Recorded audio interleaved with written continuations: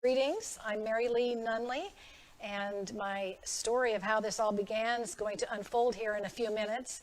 But I am the founder of Retreat and Refresh Stroke Camp that then became United Stroke Alliance. And I am the almost 19-year caregiver for my husband, John. And we've had quite the journey over those years. So today, rather than just talk about all the this year, that year, I want to go back and tell you a little bit about the moment John had his stroke and those early years, months and years, because I think a lot of you watching are newer to this stroke journey than I am. And while I'm not an expert or a neurologist, I have been living it for all of these years, and I've learned so much, not only from, well, hi all my visitors, not only from living with John, but all the camps that I've gone to and the hundreds and hundreds of people that I've met. So I'm going to go a little bit of the backstory, tell a couple of funny things, and then talk a little bit about how we became United Stroke Alliance. So as with most strokes, we had no idea what we were in store for when John had his stroke. And it was on a Sunday afternoon. We were finishing up our weekend chores, you know, both in our 50s, just living life and doing a few chores when he dropped with his stroke. I've always said I don't know how I knew he was having a stroke, but I did. I recognized it right away. He collapsed to the floor. He was actually putting a TV on a TV stand, and when he went to lift the TV, I know now he blew a clot to his left carotid artery. But I recognized that it was a stroke right away, and so called 911, and he couldn't say a single word. He would talk, and it was just gibberish.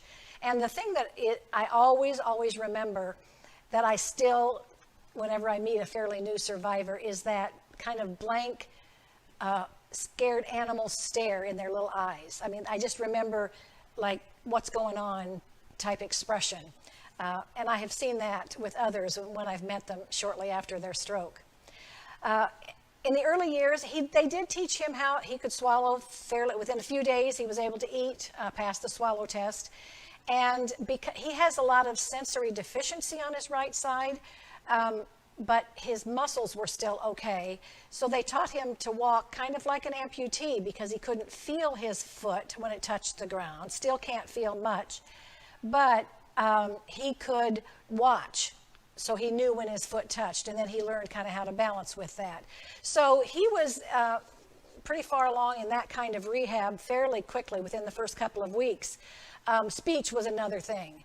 He just simply had no word except swear words in those early weeks.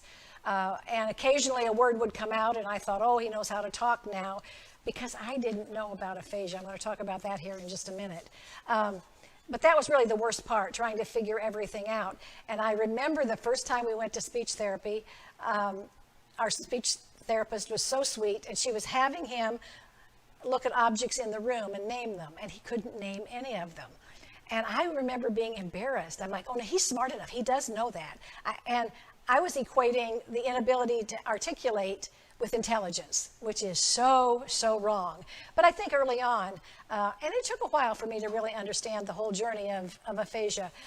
So a lot of charades in those early years. We were able to come home in about 4.5 weeks, which is fairly quickly. And they talked about him going to a nursing facility, but I was feeling young and strong and able to care for him, and I'm really glad that we did go home. Even though it was tough those first few weeks, we were able to make it. But coming home, the things that I remember most profoundly about coming home is they taught him, he was eating at the hospital, and they taught him how to shower and bathe and brush his teeth and all of those day-to-day tasks. And so I thought we were good to go.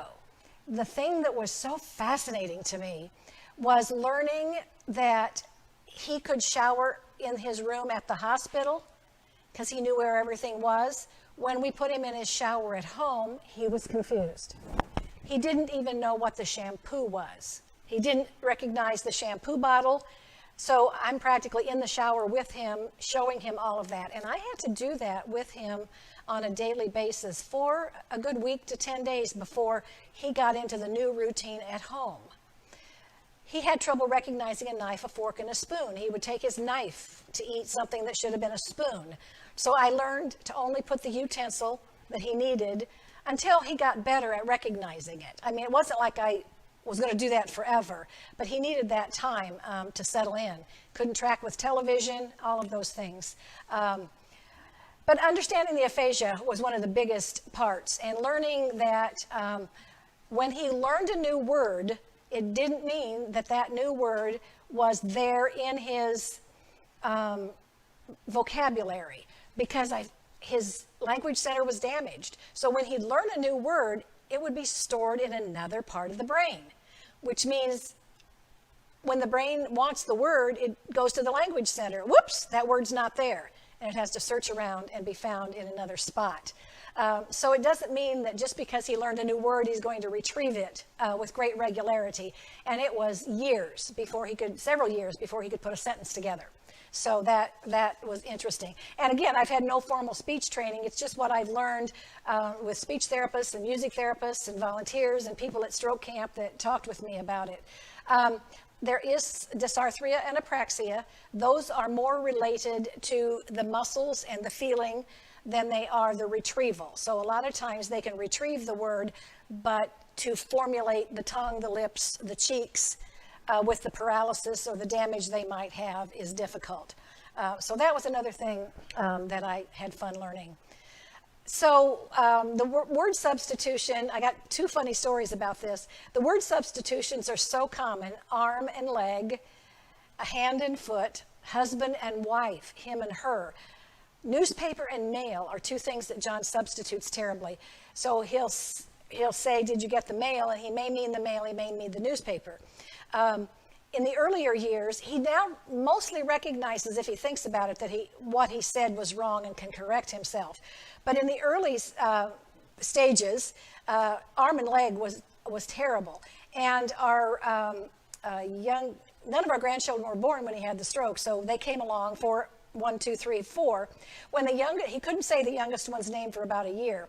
But we were having our usual Wednesday with the grandchildren, and we had our shoes off, so we needed to put our shoes on to go outside and play. And little Dax was about 2, and he had him sitting up on the bench, and he's getting ready to put his shoes on. So he said, "Okay, Dax, give me your hand." And Dax puts his hand up, and John has a shoe. And he looks at the shoe, and he looks at the hand, and he said, "Nope, Papa wants your foot." So he would pick up on it, but it was one of those things, you got to laugh, because otherwise you're going to be kind of brokenhearted with it. He couldn't say my name for over a year, and he said, "My woman." And it was it was very affectionate and very sweet, but he was so sad that he couldn't say my name. And when he was able to say my name, I did kind of miss that affectionate, loving "my woman" that he said. One last, and I think I might have told this on an earlier story, but it's one of my favorites because it explains to me aphasia. Because John really lost the ability to read or spell, but he could recognize words or phrases and put his spin on it. And most of the time, I think he was correct. So it was before he was going to try for his driver's license, and I knew he needed to learn to recognize the signs, the road signs. I knew they would accommodate as long as he could, if he couldn't articulate the exact word. So we were driving, I was driving, and I would ask him different questions. So we were driving to an appointment, and I saw the sign. It said tree trimming ahead. And it was one of the diamond signs for a warning. And I thought, "Oh, that's good." And so I said, "John, do you know what that says?" And I thought tree trimming ahead, 3 words, and especially he could always recognize action words, and verbs and nouns. And he said, "Yes." And I said, "What does it say?" Of course, by then we were well past it. And he said, "Just a minute. It say, cut 'em up pretty soon." Which told me that he could visualize tree trimming ahead. His brain knew it was tree trimming, but he couldn't articulate or retrieve those words, tree trimming ahead, but he knew what it meant. So that's one of the stories that I often tell if we ever have speaking engagements and things. That's one of the things that we like to tell. So the stroke was almost 19 years ago, and at about the 2-year mark, I was getting a little discouraged and perplexed as a caregiver. And so the idea of doing a weekend, the seed was planted by an article that I read. The history was there because I had gone to church camp, my sister had gone to church camp, we had gone to family camp with cystic fibrosis for a number of years. So we knew the power of being together with others that had the same challenges that you had. So that first camp happened in 2004, and it was kind of fashioned after the cystic fibrosis camp with games, chat, activities, that sort of thing. So we did that camp that first year. We did a couple of camps the second year, and we just got so much inquiries about it. We were trying to figure out how to bring camp to Central Illinois because that's where we were, at a church camp that we had grown up going to. And a former coworker of mine who had remained friends said, "You're really onto something." And it was his idea that we could maybe do a traveling camp, take camp to the people. And that was really the seed that was planted for us to start the nonprofit. And we started out Retreat and Refresh Stroke Camp with our idea of finding hospitals that would sponsor a camp and taking camp to the people. And we worked hard those first few years, pounding the pavements, lots of disappointments, lots of no's. But then we had a few hospitals that came on board and embraced what we did, loved what we did, and have been continuing 10, 11, 12 years, year after year after year, sponsoring a camp, allowing us to do our work. Well, after the first couple of years of doing camp, in our discussion groups, the survivors and the caregivers were really, really adamant that people didn't know the signs of stroke. They didn't recognize the signs of stroke, and they needed to recognize the signs of stroke. We heard so many stories about people who took a nap, took an aspirin. They had the signs of stroke that are common and out there, but maybe not to the masses as they should be. So a few years in, I think it was about the 3rd or 4th year in, we had the idea of doing a awareness event at our local AAA baseball team there in Peoria, the Peoria Chiefs. So our first strikeout stroke happened in Peoria, Illinois, again, with the Megatron and with giving out information about stroke and about the signs of stroke, and it was very, very successful.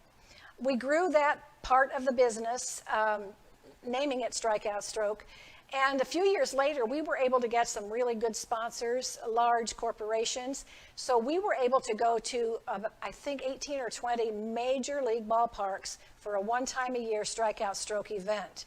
Over the next couple of years, we would have 4.2 million people would see our message in the ballpark and on the Megatron.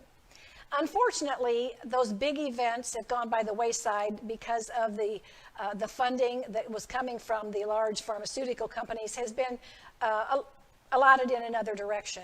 But we still have quite a number of minor league teams, not this year, but over the years that still do their Strikeout Stroke. Some of them do their Strikeout Stroke to earn money to pay for their camp. So we have all kinds of things going on with that. In the early years after our first camps, the campers loved the chimes that we play, the tone chimes that we play at every camp. And so the Chime Strokers, which is a tone chimes choir, grew in Peoria. And several of the other camps have tone chimes and have tone chime choirs where survivors or survivors and caregivers, as it is in Peoria, can play the tone chimes and do performances around in hospitals, in nursing homes, and get the message out about the signs of stroke. That's one of the missions. And that came from the survivors and caregivers wanting us to do that when we heard about it at stroke camp. In addition, along with the Strikeout Stroke, we started doing youth education on stroke. And we did it here in Peoria, starting with the first Strikeout Stroke. fifth grade classes, giving them the signs of stroke, letting them do a simulation as if they had paralysis on one side of their body, as if they had marshmallows in their mouth and were trying to say a sentence and articulate. So doing some fun things, and we have been so touched by a number of stories where we knew those fifth graders, and one time it was a sixth grader, recognized the signs of stroke, alerted the family, and they got to the hospital. And it was because we were doing our youth education on stroke. So as the time went along, Retreat and Refresh Stroke Camp was our nonprofit name. But how do you get a grant for strikeout stroke, and how do you get grants for other things when it says stroke camp? So we put together a national board of directors about 3 years ago and came up with the name of United Stroke Alliance. So that's the umbrella organization that houses all of these divisions. So the United Stroke Alliance can reach out and support for not only camps, but for the youth education. We're working on helping to expand support groups because we know that's really powerful. So all of our programs now run under United Stroke Alliance, and that's been the case since 2017. The mission is for prevention, awareness, and recovery.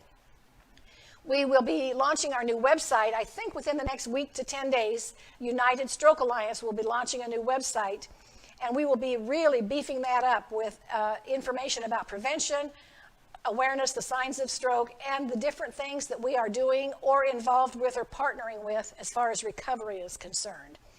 So we're excited to be offering that. Right now we're doing these live videos about 3 times a week.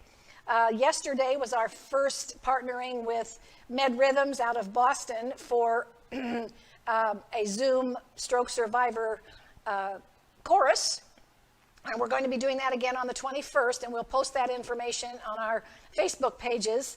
And maybe, pardon me, if our website is up, it'll be on the website as well. And we're going to be adding some additional Zoom gatherings. Maybe it'll be for caregivers to have a discussion together and see each other. Maybe it'll be for survivors. Maybe it'll be music therapy. But we're putting together another format where it will be a Zoom call, very simple, very easy, as long as you have a smartphone, tablet, or computer, where people can join in and actually see each other, which is really kind of fun. So we started out with one camp in 2004, because I wanted to have a good time. I was tired of not having a good time being just a caregiver. Who knew? We've done over 260 camps since that beginning in 22 different states. So it's been quite a ride. And the Strikeout Stroke, the Chime Strokers, the youth education on stroke, lots of things that we are working hard to establish to keep going. In conclusion of this part, I'm not a business person.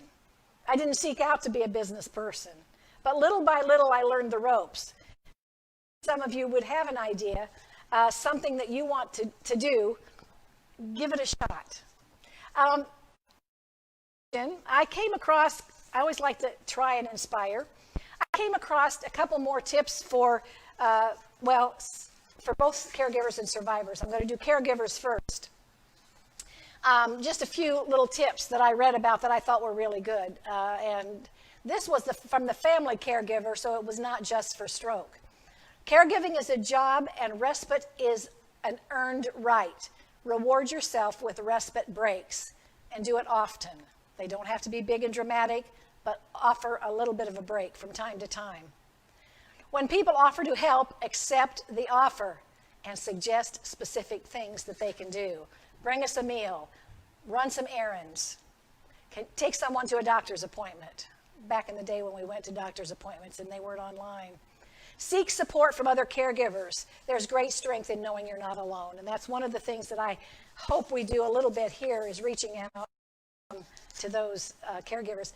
One of our watchers wishes she was closer to Peoria so she could be part of the Chimes Choir. We're on hiatus now because of the coronavirus.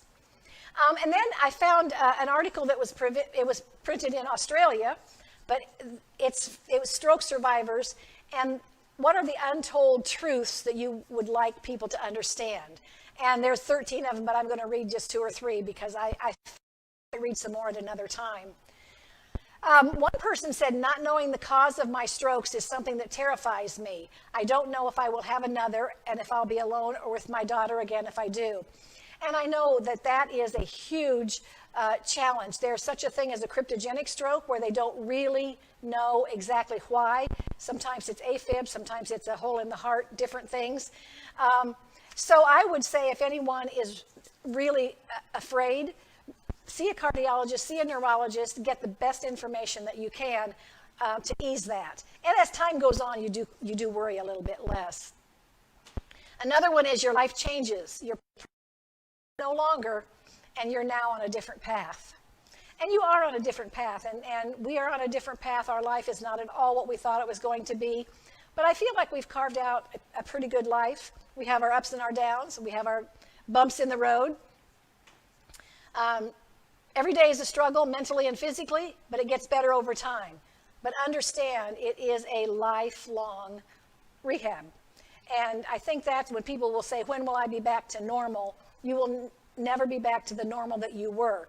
Even if you have 98% recovery, that event in your life that you went through has changed you. And there will be some little thing that makes you a different person. It can make you a better person. It doesn't necessarily mean that it's a negative. There's a need for rehab after the hospital discharge. I should have got a water, I'm sorry. That's one of the things that we are adamant about with our camps and information that we're giving people. We're going to do some yoga, some exercise, some different things to keep people moving, keep people rehabbing, even when the hospital benefits have given up. And the last one I'm going to read, never give up hope. I'm so sorry. I was told I would never walk again. My left side was paralyzed, but now look at me, I'm walking. So those were some of the uplifting things that I'd like to leave you with.